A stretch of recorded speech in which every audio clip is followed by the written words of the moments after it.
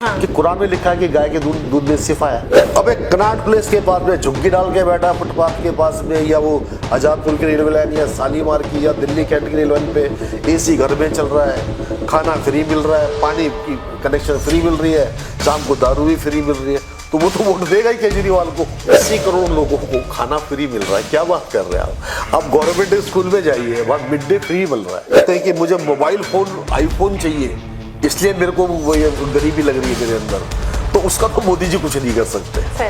खाना फ्री मिल रहा है, सिलेंडर फ्री मिल रहा है, पानी फ्री मिल रहा है, बिजली फ्री मिल रही है, बस के अंदर, उसके बाद भी तुम गरीब हो तो तुम देश से बोझ हो। इस्तीफा मांगने से नहीं होगा, बल्कि आप कमियों को देख के उसको मजबूत करने के बारे में सोचते हैं। और अभी ये सारा कुछ हो रहा है, ये विदेशी फंडेड लोग हैं, बांग्लादेशी लाखों बॉर्डर में घुस गए, तो क्या आप सारे सैनिकों को सस्पेंड कर देंगे क्या? तो ये पार्टी कॉकरोच पार्टी है, कैसा ही दूध का उबला हुआ है, उबाला है, खुद जेल में बैठे हैं, कुछ नहीं लूंगा कुछ नहीं लूंगा, महल भी बना लिया, पैसे भी कमा लिए।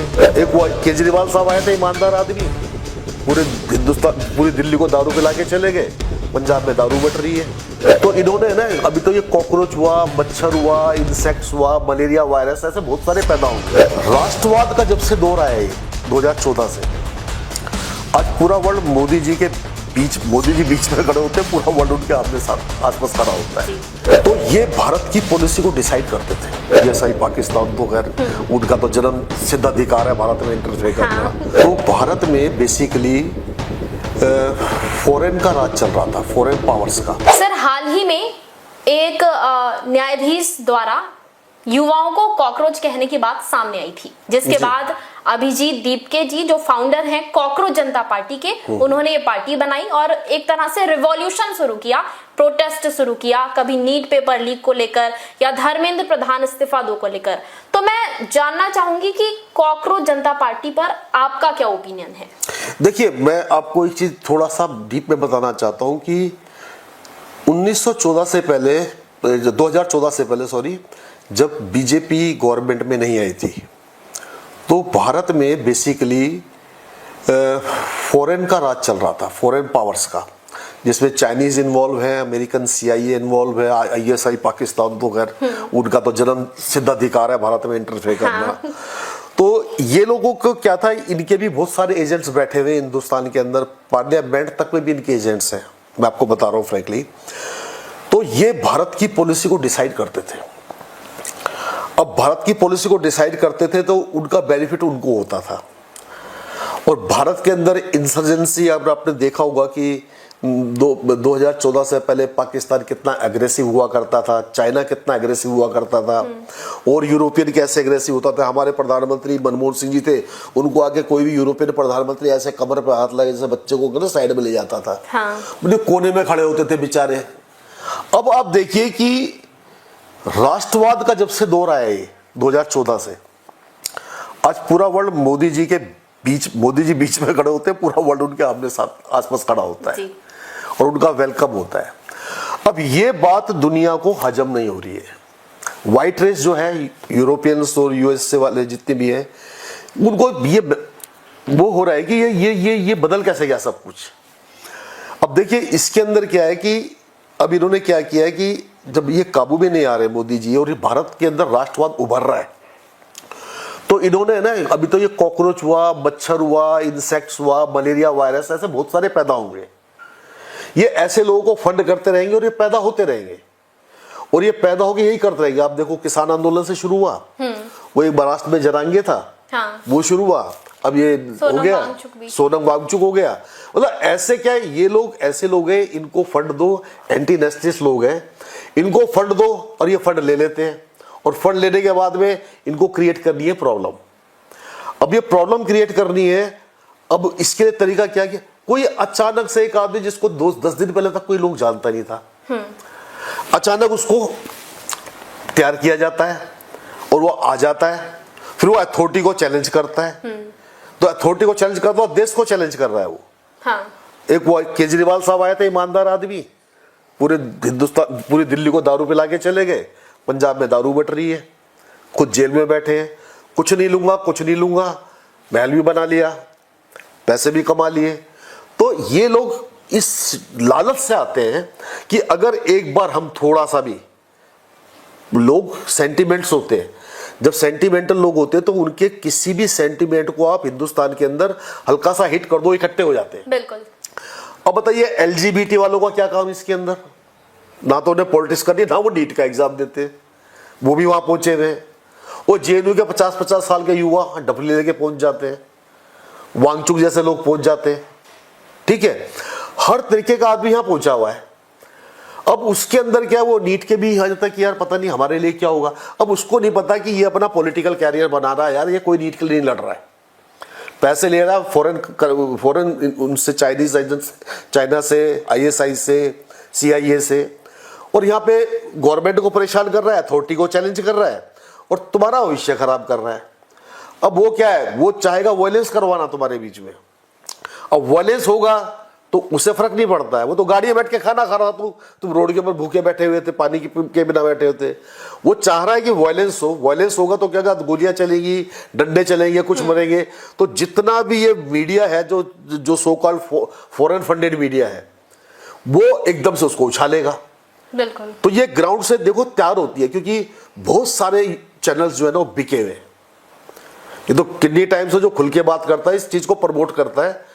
और कहीं मेरा एडिट मत कर देना भाई इसको डर के मारे, पर मुझे पता है कितनी टाइम डरता नहीं है किसी से भी। तो ये बहुत कम चैनल ऐसे जो सच्चाई को दिखाना चाहते हैं। ज्यादातर चैनल जो होते हैं वो फॉरेन फंडेड चैनल जो हैं, वो कोई भी मुद्दा होगा ना, वह इकट्ठा होकर सारे के सारे पहुंच जाएंगे और उसको उठाना शुरू कर देंगे। तो ये पार्टी, कॉकरोच पार्टी, एक ऐसा ही दूध का उबलावा हुआ है, उबाला है, कुछ दिनों बाद ये शांत हो जाएगा, लोग अपने काम में लग जाएंगे, नीट वाले अपने अगले सेशन की तैयारी करने लगेंगे, एलजीबीटी वाले वो अपने उनको जो करना उसमें लग जाएंगे, बाकी जेएनयू वाले डफली बजाएंगे, आज यहाँ डफली बजा रहे, कल कहीं और बजाएंगे। लेकिन सर युवाओं का देखिए सपोर्ट तो मिल रहा है, क्योंकि जंतर मंतर पर जो भीड़ है वो बता रही है कि हाँ कॉकरोच जनता पार्टी को सपोर्ट तो है, क्योंकि कल भी रात में वो लोग रुके, पूरी रात वहीं पर उन लोगों ने काटी और आज सुबह भी वो लोग प्रोटेस्ट पे थे और कहा है कि जब तक धर्मेंद्र प्रधान इस्तीफा नहीं देंगे तब तक इसी तरह वो लोग विरोध करते रहेंगे, प्रोटेस्ट करते रहेंगे। तो सपोर्ट तो देखिए सर मिल रहा है। भीड़ तो अरविंद केजरीवाल के टाइम में भी लगी थी, जरांगे के टाइम में भी लगी थी, करोड़ों लोग आ गए थे। अब भीड़ का तो ऐसा है ना कि अगर आप कहें तो भीड़ के ऊपर की एक फिल्म का स्टार खड़ा कर दीजिए, ला करके कोई हीरोइन ला के खड़ी कर दीजिए आपको, और बहुत सारे वो डांसर्स हैं जो नाचती हैं, उनके अंदर भी ज्यादा भीड़ खड़ी हो जाती है। देखिए भीड़ का मतलब है सेंसिबल एंड नॉन सेंसिबल। भीड़ तो कोई भी इकट्ठा कर सकता है, भंडारा लगता है भीड़ इकट्ठी हो जाती है, सेंसिबल भीड़ है, खाना खाना है, ठीक है। भीड़ सेंसिबल है या नॉन सेंसिबल है? अब नॉन सेंसिबल भीड़ के बारे में आप क्या कहेंगे? इस भीड़ के अंदर बहुत कम लोग सेंसिबल है जो समझते हैं, लेकिन वो समझ के वे एक बार आएंगे, देखेंगे और चले जाएंगे। नॉन सेंसिबल बहुत इकट्ठे रहेंगे, क्योंकि वहां उनको खाना भी मिल जाएगा, समोसा भी मिल जाएगा, पूरी भी मिल जाएगी और टाइम भी पास हो जाएगा उनका। तो ये चलता रहेगा, ये कभी रुकने वाला नहीं है। ये उबाल की तरह पार्टी है, उबाल की तरह ही शांत हो जाएगी। लेकिन सर मुद्दा तो देखिए सेंसिबल है। अगर मान लीजिए नीट पेपर लीक होता ही नहीं तो कॉकरोच जनता, न्यायाधीश उन्हें कॉकरोच, युवाओं को कॉकरोच कहते ही नहीं, तो फिर ये पार्टी बनती ही नहीं और नीट पेपर के लिए प्रोटेस्ट भी नहीं होता। मैडम वो खोड़ा के अंदर लड़का मर गया, 4-5 मर्डर हो गई, ये जरांगे तो वो पे गया भी नहीं, बात भी नहीं की इसने। ये तो 4-5 वो मरवाने आया यहाँ पर, और उसे तो वायलेंस करवा के क्या और मर जाए 4-5। अगर देखिए क्या होता है, पार्टी चलाने के लिए सबसे पहले आपके पास कैडर होना चाहिए, आपके पास विचारधारा होनी चाहिए। पहले विचारधारा होती है, फिर लोग जमा होते हैं, फिर आप कैडर बनाते हैं, फिर आप उसको सेटअप करते हैं, फिर आप इलेक्शन प्रोसेस में आते हैं। अब क्योस से पैदा हुई पार्टी क्योस में ही खत्म होगी। केजरीवाल क्या था, क्योस की पार्टी थी, अन्ना हजारे आ गया, वहां भी क्योस हो गया, वहां भी वो पता नहीं कौन कौन पहुंच गया वहां पर। अब क्योस की पार्टी हो, क्योस के अंदर ही है, ये पार्टी बनाएगा तो क्योस की पार्टी है, क्योस के अंदर रहेगा। इस पार्टी में ये नहीं पता कौन वाइस प्रेसिडेंट है, कौन सेक्रेटरी है, क्या इनका मुद्दा है। एक ही मुद्दा है, नीट का पेपर लीक हो गया। अब इसके अलावा मुद्दा क्या है इनके पास में? अब ये करेंगे क्या आगे? कुछ नहीं करेंगे, फिर बैठ जाएंगे। तो अगर इनको कुछ करना है सेंसिबल, देश के लिए कुछ करना है, तो मुद्दों को साथ आओ ना। अब हर एक प्रॉब्लम के साथ आते, प्रॉब्लम के साथ सोल्यूशन लेकर के आओ। तो ऐसे हिंदुस्तान में बहुत लोग हैं, वो जर्मनी से भी आ जाएगा, वो जर्मन शेफर्ड है वो भी आ जाएगा, और बाकी यहाँ पे बहुत सारी मीडिया है वो सारे सपोर्ट करेंगे इनको, कुछ समय के लिए उनको एक मैसेज मिल जाएगा, बाद में सब शांत हो जाएगा, कुछ नहीं होगा। और इस्तीफा वगैरह की बात ऐसी है, वो गवर्नमेंट का अपना डिसीजन होगा। या अब कहीं पे सपोज, अब ये देखिए कारगिल वार के अंदर हमारे सैनिक से पहले वहाँ पहुंचे और वहाँ पे झगड़ा हुआ था और बहुत अच्छे हमने बहुत ज़्यादा कैजुअलिटी देखी। क्या आप सेनाध्यक्ष से इस्तीफा मांग लेंगे क्या? बांग्लादेशी लाखों बॉर्डर में घुस गए तो क्या आप सारे सैनिकों को सस्पेंड कर देंगे क्या? अब सिस्टम में कमियां हैं, सिस्टम की कमियों को देखो। अब इस्तीफा मांगने से नहीं होगा, बल्कि आप कमियों को देख के उसको मजबूत करने के बारे में सोचते हैं। और अभी ये सारा कुछ हो रहा है, ये विदेशी फंडेड लोग हैं और ये विदेशी फंडिंग की वजह से सब कुछ हो रहा है। ये कुछ नहीं शांत हो जाएगा कुछ दिनों के अंदर। कुछ लोगों ने सर ये भी बोला था, दावा किया था कि सीजेपी 2029 में चुनाव भी लड़ सकती है। तो क्योंकि आप खुद अपनी पार्टी बना चुके हैं, भारत पुनर्निर्माण पार्टी, जो एक्स IITians की थी, तो मैं जानना चाहूंगी इस पर आपके क्या विचार हैं और क्या ऐसा सच में पॉसिबल है कि कोई रैंडम पार्टी बना के चुनाव लड़ सकता है? मैडम, हर साल पार्टी बनती है, हर साल पार्टियां, हजारों पार्टियां बनती है, हजारों पार्टी इलेक्शन के टाइम में बनती है और इलेक्शन के बाद सारी डिसॉल्व हो जाती है। ये एक ट्रेंड है, क्योंकि डेमोक्रेसी है, डेमोक्रेसी का अपना एक तरीका होता है। और पार्टी बनाने के लिए आपका कैडर होना चाहिए, आपके पास विचारधारा होनी चाहिए। आपकी विचारधारा नहीं है, आपका पास कैडर नहीं है, तो आप पार्टी कैसे चलाएंगे? हाँ, इंडिपेंडेंट इलेक्शन तो कोई भी लड़ सकता है। आपको 10,000 रुपये का खर्चा आएगा, लड़ लो इलेक्शन। पार्टी बनानी है आपको तो 17,000 रुपये खर्चा, पार्टी रजिस्टर करा लो, हो जाती है पार्टियां। तो ये चलता रहेगा, ये डेमोक्रेसी का गेम है। 140 करोड़ लोगों के अंदर ये एंटरटेनमेंट फैक्टर चलता रहेगा। किसी को मूड किया, चलो यार मैं इलेक्शन लड़ लेता हूँ, 60 साल का हो गया, रिटायर हो गया, चलिए यार मैं इंडिपेंडेंट लड़ लेता हूँ, खड़ा हो गया, चलो कुछ नहीं तो टाइम पास होगा, 10 लोग जान जाएंगे, ये चलता रहेगा। और जरा कि यहाँ से आया अमेरिका गया, अमेरिका से आया वहाँ पे डायरेक्ट यहाँ पर आया, तो वो बैक्ड बाई सोरोस है। ये सोरोस पुत्र बोल सकते हैं इसको शॉर्ट फॉर्म में। ये सोरोस का नाजायज बेटा है। ऐसे और भी बहुत सारे नाजायज बेटे हैं, अब ये और भी आते रहेंगे, तो इनसे डरने की जरूरत नहीं है। ठीक है सर, आखिरी सवाल यही रखूंगी कि कुछ टाइम पहले मैं कुछ पोस्ट देख रही थी, ऑब्वियसली कॉकरोच जनता पार्टी के सपोर्ट में भी और अगेंस्ट में भी। तो कुछ लोगों का कहना था कि वो लोग ध्रुव राठी जैसे लोगों को सपोर्ट नहीं करते, क्योंकि वो फॉरेन में बैठकर बात करते हैं इंडिया की। अगर उन्हें इंडिया को डेवलप करना है या उसकी बात करनी है तो इंडिया में बैठ के करें। लेकिन जब से अभिजीत दीप के इंडिया आया, लोगों ने उसे सपोर्ट करना शुरू किया कि केवल ये फॉरेन में बैठकर बोल नहीं रहा, काम कर रहा है, हमारे साथ प्रोटेस्ट कर रहा है। देखिए क्या होता है मैडम कि ये एक गेम होता है। मैं आपको बताता हूँ इसका, कि हम बैठ के इस आउटकम को देख रहे हैं, लेकिन जो फॉरेन फंडिंग करने वाले लोग होते हैं, जैसे ISI है आपका, क्या कहते हैं CIA है, और चाइनीज लोग हैं, ये लोग महीनों की प्लानिंग करते हैं बैठ करके। और इनका पूरा डिपार्टमेंट होता है, 20-50 लोगों का थिंक टैंक होता है, वो पूरी प्लानिंग से बैठता है। और वो जो प्लानिंग हो रही है ना, वो ये जो हो रहा है, ये आज की प्लानिंग नहीं है, ये प्लानिंग बहुत पहले की कर रखी है इन्होंने। और मोदी जी जब से 2014 से आए हैं, तो 2014 से बहुत सारे जो इन्होंने डिपार्टमेंट बना के अब ये देख रहे हैं कि कहाँ पर किया जाए। फिर ये लोग अपने चॉइस के लोग ढूंढते हैं कि कौन इसको एक्शन में ला सकता है। फिर ऐसे लोगों को ढूंढा जाता है। फिर ऐसे लोगों को साथ में जो उनकी टीम पहले से ऑलरेडी इंडिया के अंदर फैली हुई है, मीडिया के अंदर है, फिल्म लाइन के अंदर है, और पॉलिटिक्स में है, हर जगह फैले हुए लोग, यूनिवर्सिटीज के अंदर हैं, ये सब जगह फैले हुए। फिर उनको एक्टिवेट किया जाता है। फिर उसके बाद में ऐसे लोगों में से एक को चुन करके, चल बेटा अब तू खड़ा हो, अब पीछे सपोर्ट हम करेंगे। अब ये नक्सलिज्म खत्म हुआ है, अब ये जो नक्सलिज्म जंगल से खत्म हुआ है, अब ये जो अर्बन नक्सल है देश के अंदर, ये अर्बन नक्सल का भी इसमें एक पार्ट है बहुत बड़ा, कि यार हम वहां तो मार खा गए, अब यहाँ नहीं मार खाएंगे, लेकिन नंबर इनका भी आएगा, वो अलग बात है। तो ये गेम देखते रहिए आप। हमें अपने राष्ट्र के बारे में सोचना है कि हमें राष्ट्र को कैसे सेफ रखना है। और बहुत सारे लोग हैं, बहुत सारे चैनल के अंदर ऐसे लोग भी हैं जो दिन रात राष्ट्र की बात, जैसे किन्नी टाइम्स है, दिन रात राष्ट्र के लिए लड़ते रहते हैं लोग।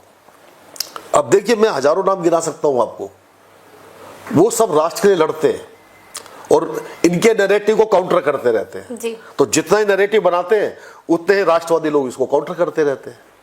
तो राष्ट्रवादियों की संख्या ज्यादा है और ये नालायक लोगों की संख्या बहुत कम है, इनको वो ओवरकम कर लेंगे। सर मैं जानना चाहूंगी कि आपने खुद भी पार्टी बनाई है, आपको इतना अच्छा एक्सपीरियंस है, तो यही सवाल है कि एक तो ये कि क्या ऐसे लोग जो अब प्रोटेस्ट के लिए, अभिजीत दीपके की ही बात कर लेते हैं, आम आदमी पार्टी से कनेक्शन था इनका, कहा जाता है मीडिया सेल में है थे, तो क्या ऐसे लोगों को सपोर्ट करना चाहिए या फिर बीजेपी जैसी पार्टी जो सत्ता में है, इसलिए उनकी बात कर रही हूँ। जो राष्ट्र की बात करेगा वो हमारे देश की बात करेगा, वो हमारी पार्टी है, सीधी सी बात है, चाहे वो बीजेपी है चाहे वो कोई और पार्टी है। जो राष्ट्र को तोड़ने की बात करता है वो हमारे देश की पार्टी नहीं हो सकती है। और दुर्भाग्य है कि मैक्सिमम जो लोग हैं राष्ट्र को तोड़ने की बात करते हैं। ममता बनर्जी अभी देखिए, बंगाल से उसने जमीन नहीं दी बॉर्डर के लिए, अब उसको राष्ट्रवादी पार्टी कहोगे। टोला गैंग चल रहा था उसका, करोड़ों के रुपए की उनकी आमदनी हो रही थी, अब इसको राष्ट्रवादी पार्टी करेंगे क्या? लेकिन वहां राष्ट्रवादी आए, बंगालियों ने राष्ट्रवाद सिखा दिया, क्योंकि श्यामा प्रसाद मुखर्जी, सुभाष चंद्र बोस, नेताजी के टाइम से है वो लोग। बंगाल से मेन क्रांति शुरू हुई थी, तो बंगालियों ने समझ लिया इस चीज को, बंगालियों ने उखाड़ फेंका। अब ऐसे ही हमारे को देश के अंदर जितने भी ये राष्ट्र विद्रोही लोग हैं, सबको हम लोगों को उखाड़ के फेंकना है। जिस तरह से टीएमसी में टूट हो रही है, क्योंकि आपने अगर बंगाल की बात की है, जिस तरह से टीएमसी में टूट हुई है, लोग पार्टी छोड़ छोड़ के या तो बीजेपी ज्वाइन कर रहे हैं या फिर अपनी कोई पार्टी बनाने के बारे में विचार कर रहे हैं। सेम चीज महाराष्ट्र में हुई है उद्धव ठाकरे के शिवसेना गुट में। तो सर वो तो बाला साहब ठाकरे जी की पार्टी थी जो हमेशा राष्ट्रवादी बात करती थी। देखिए क्या होता है, सत्ता जो होती है ना, सत्ता के दो रूप होते हैं। सत्ता में या तो आप सेवा के लिए जाइए या मेवा के लिए जाइए, सत्ता में आपको दोनों मिलेगी। अगर आप सत्ता में सेवा के लिए जाते हैं, आप लाखों लोगों की जिंदगी बदल सकते हैं, क्योंकि आपके हाथ में पावर होती है। अब आप देखिए, गैस सिलेंडर मिल रहा है सबको, कितनी महिलाओं की आंखों में धुआं बचा, बीमारियों से बचे, टॉयलेट मिले, आपको एक्सप्रेसवे बन रहे हैं, रीच बढ़ रही है, देश का एकीकरण हो रहा है। तो विदेशी इसको क्यों एक्सेप्ट करेंगे? वो करेंगे नहीं। इतने सारे डेवलपमेंट हो रहे हैं, आप रोज पढ़ते हो अखबार में, ये वो हो गया हो गया। पहले क्या था गवर्नमेंट का, जैसे आप डिफेंस पे जाइए, डिफेंस को डेवलप ही नहीं होने दिया, क्योंकि सारा आर्म्स खरीदा जाता था, सारे आर्म्स में कमीशन होती थी। अब आर्म्स में कमीशन होती थी, फिर उसका मेंटेनेंस के लिए कमीशन। अब यही आर्म्स बन रहे हैं, यही मेंटेनेंस हो रही है, तो बाहर की कंपनी आप क्या सोचते हो, खुश होंगी इस चीज से? सही बात है, नहीं होंगी। आज इंडिया के अंदर आप मिसाइल, टैंक, आर्मर्ड व्हीकल, आपके एयरक्राफ्ट, पानी के शिप, फ्रिगेट, गोला बारूद, मतलब क्या नहीं बन रहा डिफेंस के अंदर। आज हमारा डिफेंस एक्सपोर्ट 1 साल के अंदर डबल हुआ है। आप कल्याणी को देख लीजिए, बोफोर्स की टक्कर की गन है, 48 किलोमीटर मार करती है। क्या अब वो हमसे देखिए, इजराइल मांग रहा है, रशिया मांग रहा है, रशिया ब्रह्मोस मांग रहा है, फिलीपीन में हम डाल रहे हैं, जितने भी हमारे पास जो है जॉर्जिया में हमने दिया है, और इस तरीके से हम ग्रीस को दे रहे हैं, साइप्रस को दे रहे हैं। क्या आज से 30 साल पहले आप सोच सकते थे कि हिंदुस्तान में कभी ऐसा दिन आएगा कि यार ये हम आर्म्स एक्सपोर्ट करेंगे? वो कमीशन की वजह से हिंदुस्तान में डेवलप ही नहीं होने दिया। रोड इसलिए डेवलप नहीं होते कि रोड डेवलप होगा तो हिंदुस्तान तरक्की करेगा। आज लेट्स टेक एग्जांपल, इतने सारे एक्सप्रेस बन रहे हैं, आप दिल्ली से मुंबई जा रहे हैं,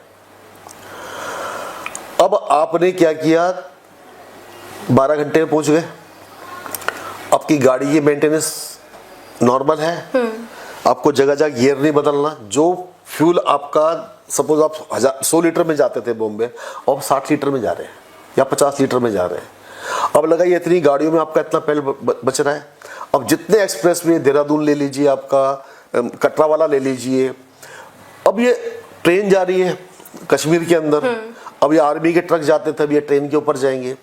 ये इतना सारा जो पेट्रोल का पैसा, डीजल का पैसा बचेगा, ये भारत के डेवलपमेंट में तो लगेगा। तो इस चीज से लोगों को प्रॉब्लम है। काफी लोग तो सर देखिए खुश हैं, मतलब इंडिया की अगर मैं बात करूं, अंदर इंडिया के लोगों की, तो मैक्सिमम लोग तो देखिए खुश हैं डेवलपमेंट से। लेकिन जो गरीब जनता है, जो मध्यम वर्ग के हैं, उनका कहना है महंगाई बहुत पड़ रही है, जो कांग्रेस के टाइम पे कम थी। 80 करोड़ लोगों को खाना फ्री मिल रहा है, क्या बात कर रहे हैं आप? आप गवर्नमेंट स्कूल में जाइए, वहां मिड डे फ्री मिल रहा है।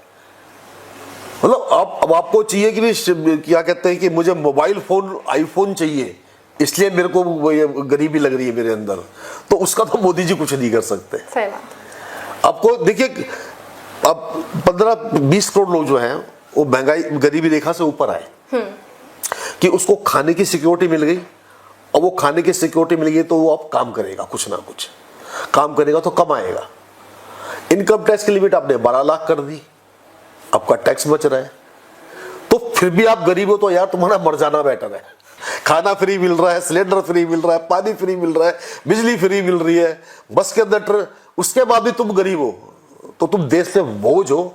जब जो आपने फ्री जो मिल रही हैं उनको लेकर बात बताई, दिल्ली में अभी जब आम आदमी पार्टी की सरकार थी तो रोड वगैरह लोगों ने बोला, मैंने खुद सर्वे किया था, ग्राउंड रिपोर्ट्स की थी, लोगों का कहना था कि उन्हें फ्री में खाने को भी मिल रहा है, पैसे भी मिल रहे हैं, फ्री बस सेवा भी मिल रही है, दारू भी मिल रही है, तो एक के साथ एक फ्री, वही बताओ ना। तो लोगों का कहना था कि केजरीवाल के राज में एक के साथ एक फ्री भी तो मिली है ना, और क्या अब इससे ज्यादा क्या होगा बताओ। सरकार सर चली भी गई उनकी, अगर शायद उन्होंने ये दारू ना। देखिए वोटर दो किस्म का होता है, sensible, non sensible. Sensible voter देखता है कि ये मेरे देश के लिए बढ़िया है तो वो सेंसिबल वोट करेगा, वो उसी बंदे को चुनेगा जो देश के लिए बढ़िया है। नॉन सेंसिबल है, कोई जात के पीछे चला जाएगा, कोई मोहल्ले के पीछे चला जाएगा, कोई किसी के पीछे, कोई फ्री के पीछे चला जाएगा। अब फ्री वालों को जो देखिए आदिवासी है, फ्री देना बनता है, मैं समझता हूँ जरूरी है उनके लिए, क्योंकि जंगल में रहते हैं, पहाड़ों पे रहते हैं, पेड़ उनके पास नहीं है खेती का साधन, वहां बनता है। अब दिल्ली के अंदर एक झुग्गी डाल के बैठा रेलवे लाइन के ऊपर, घर में एसी चल रहा है उसके, और खाना फ्री है, बिजली फ्री है, सब कुछ फ्री है, क्योंकि वो वोटिंग क्लस्टर है। तो ये जो थ्योरी बनाते हैं, जो थिंक टैंक होता है ना, इन चीजों को बैठ के सोचता है कि यार एक एरिया के अंदर 50 कोठी है, उसके अंदर वोटर ही 40 है, और एक झुग्गी क्लस्टर है, वहां पे 3000 लोग हैं लेकिन 50,000 वोटर है, तो क्या करो, उस क्लस्टर को दे दो फ्री सब कुछ, ठीक है जी। अब उसको सब कुछ फ्री मिल गया तो वोट तो उसी को देगा ना जो फ्री दे रहा है। सही बात है। लेकिन जो टैक्स भर रहा है उसके तो कमर टूट रही है बेचारेगी, अब उसका हिस्सा मार करके इसको दे रहे हो, तो ये गलत है। अब आदिवासियों को दीजिए, अब जंगल में रहने वाले लोगों को दीजिए फ्री, वैल्यू बनती है इस चीज की। अब एक कनाट प्लेस के पास में झुग्गी डाल के बैठा फुटपाथ के पास में, या वो आजादपुर की रेलवे लाइन या शालीमार की या दिल्ली कैंट की रेलवे लाइन पे एसी घर में चल रहा है, खाना फ्री मिल रहा है, पानी की कनेक्शन फ्री मिल रही है, शाम को दारू भी फ्री मिल रही है, तो वो तो वोट देगा ही केजरीवाल को। लेकिन वही लोग वोटर नहीं है ना, सेंसिबल वोटर ने एकदम दिखा दिया कि नहीं यार ये गलत हो रहा देश के लिए। अभी सर आपने बात बोली कि दो तरह के वोटर्स होते हैं, सेंसिबल और इनसेंसिबल, और फिर आपने कहा कि इनसेंसिबल वोटर्स वो जो जात के पीछे भागे। तो आरोप लगते हैं, ऐसा मैं नहीं कह रही, कहा जाता है कि बीजेपी सबसे ज्यादा जात पात करती है, तो क्या ये माना जाएगा कि बीजेपी के जितने वोटर हैं वो सब इनसेंसिबल हैं? हाँ जी बिल्कुल, आपको जात तो देखिए, बीजेपी तो इतनी जात पात करती है कि एक आदिवासी मुर्मू को प्रेसिडेंट बना दिया उन्होंने, और एक ओबीसी है मोदी जी, उनको उन्होंने वो क्या कहते प्रधानमंत्री बन गए वो, तो इतना बड़ा जातिवाद तो नहीं होना चाहिए ना। और सर हिंदू मुस्लिम, हाँ हिंदू मुस्लिम में वो जितने मकान बन रहे हैं उसको तो मुस्लिम को तो निकाल निकाल के फेंक रहे हैं मोदी जी, राशन भी निकाल निकाल के फेंक रहे हो, तो लिस्ट आपको पता नहीं है, बता रहा हूँ, एक लिस्ट बनी हुई है, उसमें से मुस्लिम का नाम निकाल दिया जाता है, और ऐसे ही लिस्ट बनी हुई है, जब मकान मिलते हैं ना तो उसमें क्या मैडम बात करते हो आप, तब ये मुस्लिम वो कर रहा है, हिंदू मुस्लिम, जिसको ये खतरा है कि यार मेरा मुस्लिम वोट टूट रहा है। अगर बीजेपी करते तो क्या मकान देती मुस्लिम को?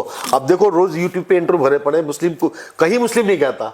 अब जाइए योगी जी के राज के अंदर, वहां पर 90% मुस्लिम ये कहता है कि आज के टाइम में योगी राज में खुश है, रात को 2 बजे भी निकल जाते हैं। लड़कियों से पूछो वहां जाकर के, हलाला का देखो कितनी लड़कियां, कितनी औरतें खुश हैं। अब हिंदू मुस्लिम तो भाई जितने भी जिनको राष्ट्र को बढ़ते हुए देखना नहीं चाहिए, उनके पास मुद्दा तो कोई है नहीं, क्योंकि जो मुद्दे थे वो मोदी वैसे सोल्व करते चले जा रहे हैं। और वो क्या करेंगे, यहां से निकालो, हिंदू मुस्लिम निकालो, वहां निकालो, वहां निकालो। कोई राहुल गांधी है या कोई समाजवादी का है, 4-5 हत्या हुई है लड़कों की, अभी किसी का स्टेटमेंट आया आपका? कोई भी चैनल वाले जितने भी फॉरेन फंडेड चैनल वाले हैं, कोई आया नहीं। लेकिन अखलाक की लिंचिंग याद है इनको, ठीक है। अब जो मुसलमान कहता है कि मैं हिंदुस्तान में पैदा हूं, मैं हिंदुस्तान में मरूंगा, तो उसे कोई टेंशन ही नहीं है। वो बैठा है, खा पी रहा है आराम से, उसे पता है आज कोई भी हमारे साथ कुछ भी नहीं हो रहा है। अब ये पॉलिटिकल पार्टी जो इशू उठाती है हिंदू मुस्लिम का, तो वो उनकी रोजी रोटी है, क्योंकि अगर वो ये नहीं करेंगे तो सर्वाइव नहीं कर पाएंगे। तो उनको भी तो अपना सर्वाइव करना है ना। तो अभी समाजवादी को भी करना है, सब टोपी पहन के बैठेंगे, ठीक है। और अगले इलेक्शन में पता पड़ जाएगा, जब क्योंकि राष्ट्रवाद की धारा चल रही है इस वक्त, अच्छी तरह से मजा आएगा नेक्स्ट इलेक्शन के अंदर। अभी सर ईद आई थी तो फिर एक मुद्दा और उठा था, मुस्लिमों ने कहा था गाय को राष्ट्रमाता घोषित कर दीजिए, लेकिन ऐसा नहीं हुआ। उसके अलावा बीजेपी का कहना था कि 14 साल तक गाय नहीं काटी जाएगी, उसके बाद काट सकते हैं। तो इसे लेकर मुसलमानों ने विरोध किया। तो देखिए सर, ये तो बात सही कही थी, तो ऐसा क्यों नहीं किया बीजेपी ने? मैडम, ये मेरा पर्सनल व्यू है कि गाय को माता मानते तो चाहे 14 साल की हो, चाहे 15 साल की हो, चाहे 20 साल की हो, ये स्टेटमेंट गलत है और ये नहीं होना चाहिए मुसलमानों के अंदर। क्योंकि देखिए यहाँ पे 90% तो कन्वर्टेड है। आप उनके नाम के पीछे देख लिए, सेठी लगा हुआ है, चीमा लगा हुआ है, राजपूत लगा हुआ है, राणा लगा हुआ है, ये सारे नाम लगे हुए हैं। हाँ। तो ये कोई अरब से ट्रक से तो आए नहीं है, या तुर्की की नस्ल नहीं है, ना अरबों की नस्ल है। अरबों को तो मार मार के भगा दिया है। हिंदुस्तान में 1200 साल से लड़ रहे हैं हम लोग, 1200 ईस्वी से, और 1700 तक में खत्म कर दिया था इनको। किसी मुसलमान का टर्की नेम है क्या आपने देखा कभी? अरब नेम देखा है? मुस्तकिल अल बनते और बनते जो भी होता है, नहीं मिलेगा आपको। सलीम राणा, हाँ। सलीम राजपूत, ये मिलेगा, क्योंकि उनको पता है। और वो गाय खाते भी नहीं है एक्चुअली। ये मुद्दा बनाया जाता है बेसिकली। कुछ लोग जो है वो खाते हैं, तो वो ये जो बड़ा तबका अब उनको वो खुद कह रहा है कि नहीं ये मत करो। हाँ। क्योंकि कुरान में लिखा है कि गाय के दूध में शिफा है। तो जो सेंसिबल वही है ना, वहां भी मुस्लिम नॉन सेंसिबल और सेंसिबल है। एक कहता मैंने राज किया यहाँ पे, मैं तेरे बाप के पीछे, तेरे नाम के पीछे राणा लगा हुआ है, तेरे नाम के पीछे जाट लगा हुआ है, सही बात है। और तेरे बाप ने राज किया हिंदुस्तान के ऊपर। मैं तेरे बाप को भी कूट कूट के उन्होंने मार मार के मुसलमान बनाया। तो कॉकरोच जनता पार्टी पे थे हम लोग। मैं चाहूंगी कि इस तरह की पार्टी जो बनती और भी आती रहेंगी। ये तो शुरुआत है, जरांगे से ये अरविंद से शुरू हुई थी, फिर जरांगे आया, फिर ये आया, अब भी सिखों का आंदोलन आया। ये आता रहेगा, अब इसको एक्सपेक्ट कीजिए। अभी तो यहाँ पर नहीं है, ये आपको इंडिया के अलग अलग स्टेट में कुछ ना कुछ होता मिलेगा। तो इन पार्टीज को लेकर आपका क्या संदेश है? आखिरी सवाल यही है। कुछ नहीं, बबल है, फूट जाएगा।